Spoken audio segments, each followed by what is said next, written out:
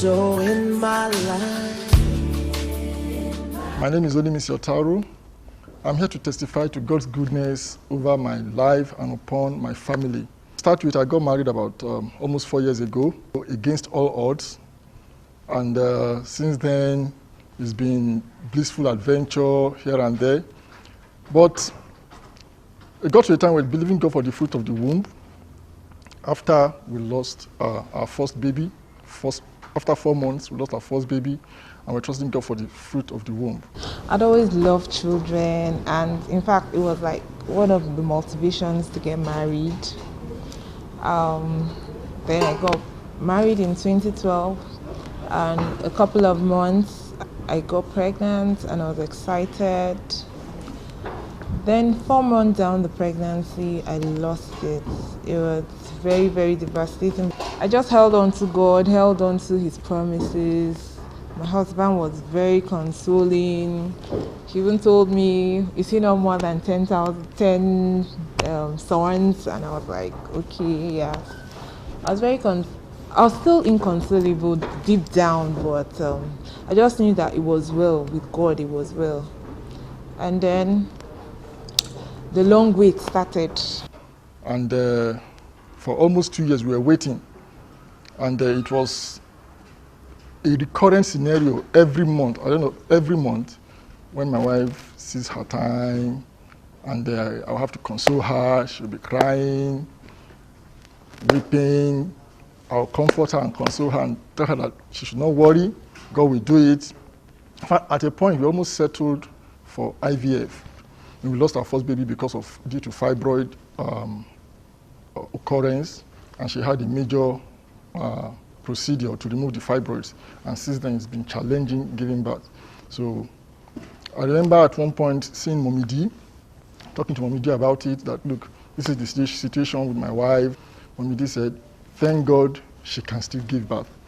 I remember always encouraging my wife during those periods with Mommy D's testimony, how the doctors concluded that she could not have children, but eventually God did it. It's a miracle, and they have like 4.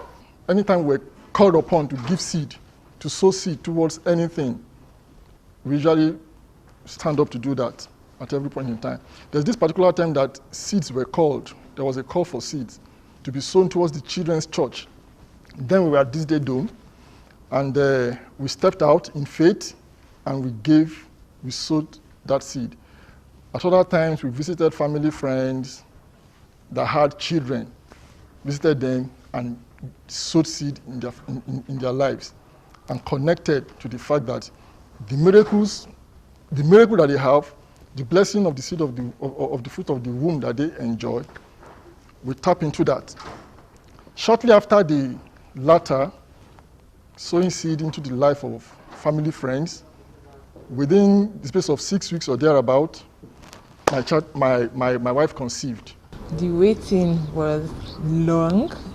2 years was like 30 years. And my husband is a man of faith, so sometimes even if my faith is failing me, I'll like, my husband's faith will carry us, and I'll just be sure that yes, it's going to be done. And then we kept waiting, we kept speaking the word, and then Pastor gave a word of prophecy, and then called forth people that were expecting the fruit of the womb. I knew that day that there was something different, and I came out, and he said that if you come out, if God does this testimony for you, if you know you're going to give testimony, come out. And that was the day that indeed I received. I felt that was the day I received. I knew my faith was complete. I received it as done. And 2-3 months after then, God did it. I conceived. The 22nd of February, she gave birth. And then afterwards, complication. The joy was relatively cut short. But something happened that same day, on Sunday, after service. I was here in church while she was over there. We had workers' appraisal usually after service. And on that particular day, during the workers' appraisal, it was a normal appraisal, but Baba just switched in the spirit, and he began to pick some things in the spirit. He now led us into some sessions of intense worship, and then prophetic declarations, prophetic and prayerful declarations were now, made, pronounced over us as workers. And I remember vividly, he started praying about, started canceling the spirit of death in the lives of anybody in the church, in the life of anybody in the workforce.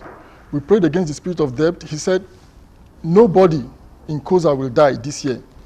The way he was led to pray that day, obviously, he was just on point. God was at work. God was up to something. I didn't know. Later that day, I understood why he was led to pray in that direction. Even though I prepared for a normal delivery and learned I was going to have CS from the OB since I'd had a fibroid operation before, and then he scheduled it for 22nd.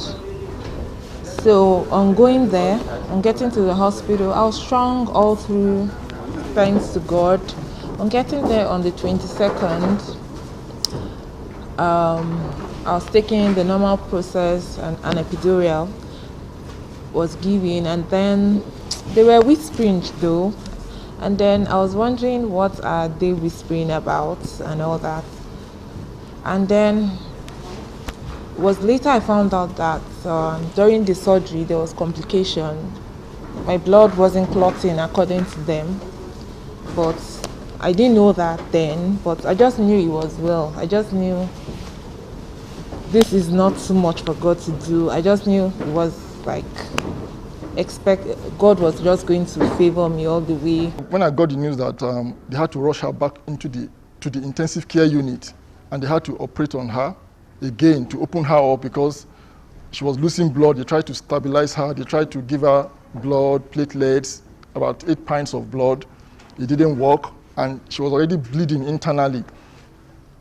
I gave them my consent that whatever they could do, medically speaking, to save her life, they should go ahead and do it, and they went ahead. It was a traumatic experience. I remember getting my HOD involved, Bro Stanley, her HOD, Bro Victor, who were also in touch with Baba and Momidi at every point of the process. So she was there in the ICU for almost 3 weeks. Issues of high BP came up, her BP shot up astronomically. They were now trying to, get her stabilized, BP-wise. The other issues were there. It was just one complication after the other. The baby was doing fine, however. So after 3 weeks in the ICU, she was now discharged to go to the normal ward. At the normal ward, in the normal ward, she only spent like 36 hours there, and the unthinkable happened. Then the doctor told me to take a walk. I had to take a walk. Then while walking, still in front of the nurse's station, I slumped. I didn't remember this part, but I was told, because I went with my mom, and I was told that I slumped.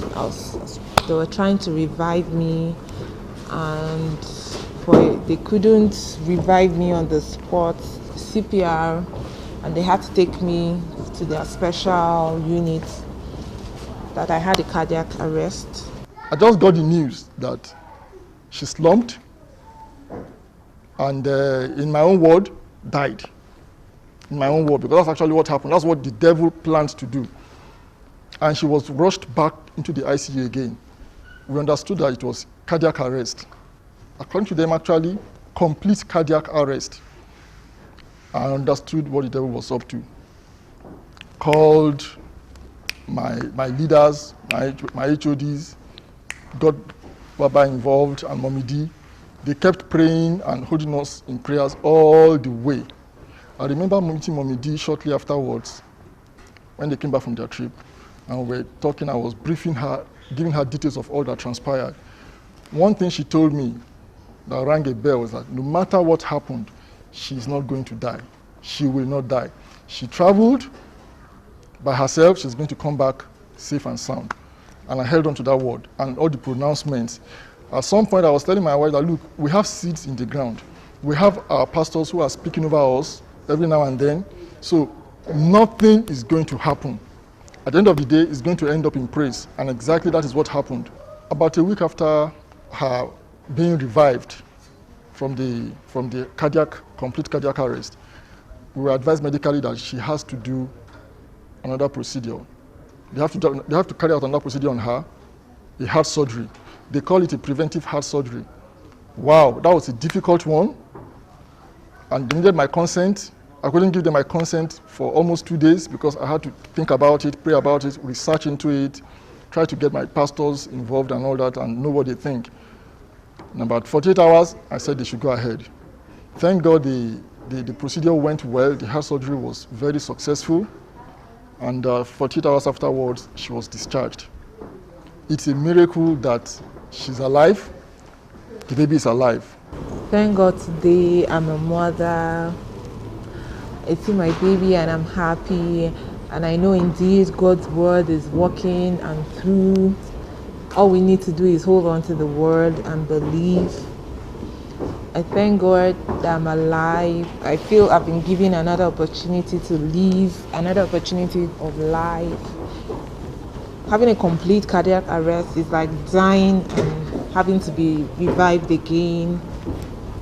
I'm just so grateful to God. God saw us through it all. It's been difficult, it's been challenging, and all the way, the medical bills were just rising from the one after the initial delivery. The medical bill was just going up from $30,000 to $70,000, $100,000, $200,000. At the end of the heart surgery, they gave us a bill of almost $400,000. We were like, how do we go about this? But God showed up again. And somehow we begged, negotiated, talked to them. At the end of the day, they slashed the bill down. We paid some amount out of the bill. At the end of the day, they slashed what is left down to $30,000. And they gave us a payment plan to pay that up with time. We thank God for the miracle of life. We thank God for showing up, even in the matter of the bill, because there's no how we would have been able to handle that if not for God's intervention. On behalf of my family, we want to thank God for this second opportunity at life. What God did for my wife is to give her another opportunity to live again. We're so grateful to that she died and God rose her back to life. It's the biggest testimony in this situation. This is a miracle baby and the miracle woman here. We thank God for Pastor and Mommy D for being so sensitive in the spirit that they could pick some of these things in the spirit and lead the entire workforce on that faithful day to pray along. Sir, we thank you. We are so grateful. The grace of God upon your life will know no bounds in the name of Jesus. Amen. We appreciate you. Thank you so much. All the glory belongs to you. All the glory belongs to you, oh God.